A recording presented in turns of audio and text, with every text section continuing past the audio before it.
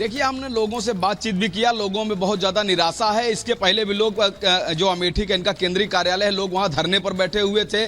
कुछ लोग पेड़ से लटक कर जान देने की बात कर रहे थे, लेकिन इसका प्रभाव नहीं पड़ा। राहुल गांधी नहीं है। राहुल गांधी ने पहले ही कह दिया था कि ये हमारा वायनाड सगा है, अमेठी के लोग हमको हरा चुके हैं। अमेठी के लोगों से उनको कहीं न कहीं नाराजगी थी। दिल्ली में लोग मिलने जाते थे, वहाँ पर उनका चेहरा नहीं देखते थे, मिलते नहीं थे, बिना मिले चले जाते थे। तो उन्होंने एकदम स्पष्ट कर दिया कि अब अमेठी हमारी नहीं रही। लेकिन सबसे बड़ी बात यह है, जो कांग्रेस का गढ़ रहा है, जो कांग्रेस की परंपरागत सीट रही है, गांधी परिवार ने उसको छोड़ दिया है।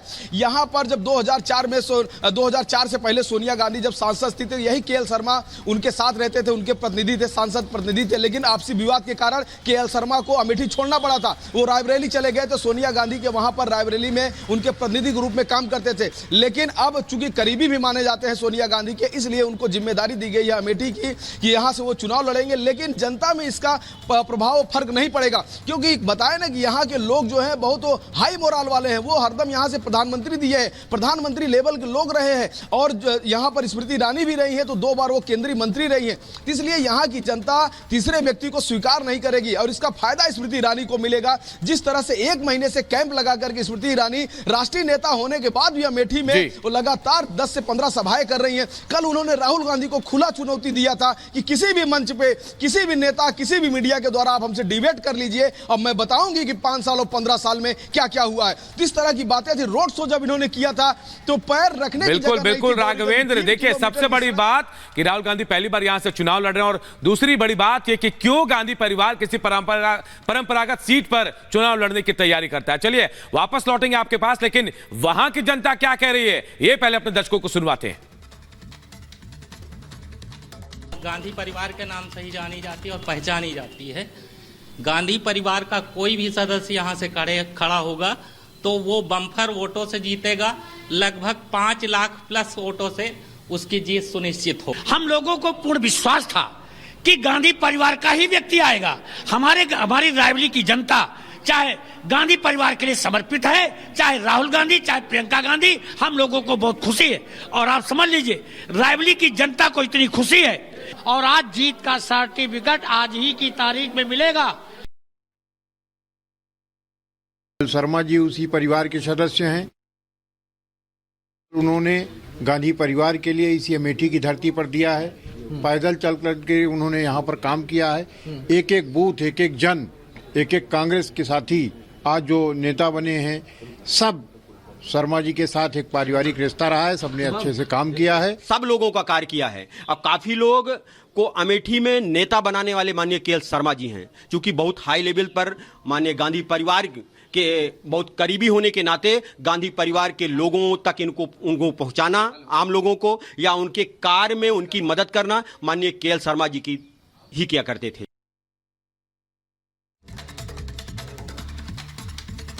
और सीधे राघवेंद्र के पास जाना चाहेंगे। राघवेंद्र, देखिए किस तरीके से कार्यकर्ता भी वहां पर कह रहे हैं, लेकिन कहीं ना कहीं एक ये आस थी कि क्योंकि अमेठी जो है वो कांग्रेस की परंपरागत सीट रही है, और वहां से राहुल का इस तरीके से सीट को छोड़ के भागना, क्योंकि पिछली बार तो उन्होंने हार का सामना किया था, इस बार मेहनत करके वापसी करने की कोशिश तो कर सकते थे, लेकिन वो भी नहीं की, वहां से छोड़ के भाग गए और रायबरेली चले गए।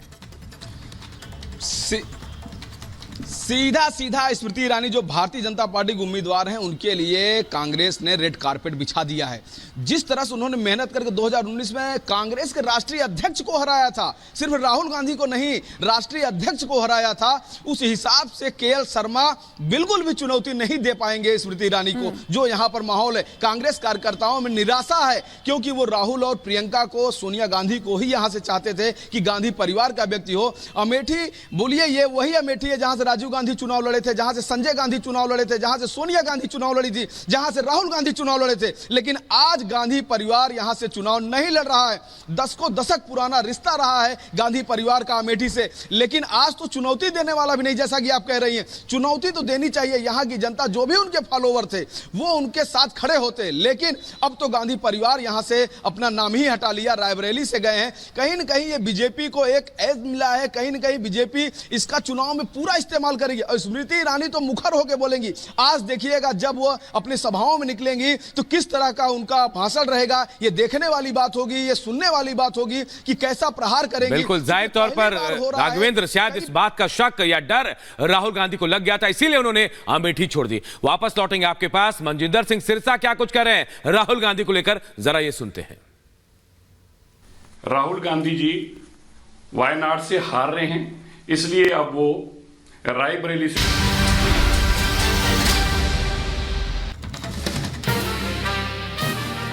कांग्रेस ने जारी किया रायबरेली और अमेठी से उम्मीदवार का नाम। रायबरेली से चुनाव लड़ेंगे राहुल गांधी, अमेठी से केएल शर्मा को बनाया गया उम्मीदवार। मंडी से बीजेपी उम्मीदवार कंगना का प्रतिभा सिंह के बयान पर पलटवार, कहा मैं कोई चीज नहीं, हिमाचल की बेटी हूं, हार के डर से बौखलाई है कांग्रेस, बयानबाजी कर रही है। वो मात्र ये देखने को आती है कि वो चीज क्या है। क्या वो हुस्न परी आई है मुंबई से, इन्होंने जो लेके आए हैं, तो वो इस चीज को देखने के लिए आती है। मैं कोई चीज नहीं हूं।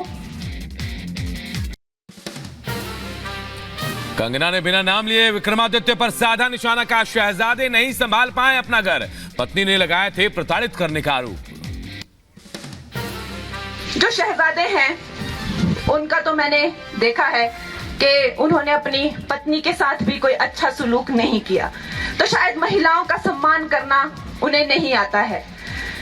उनकी पत्नी कहती है कि उनको हर तरीके से प्रताड़ित किया जाता था।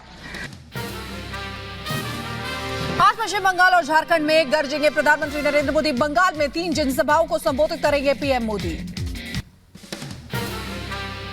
लोकसभा चुनाव को लेकर एक्शन मोड में गृहमंत्री अमित शाह आज कर्नाटक, महाराष्ट्र और गोवा दौरे पर रहेंगे। अमित शाह तीनों राज्यों में जनसभा को करेंगे संबोधित। कर्नाटक में 1, महाराष्ट्र में 2, तो वहीं गोवा में 1 जनसभा को संबोधित करेंगे।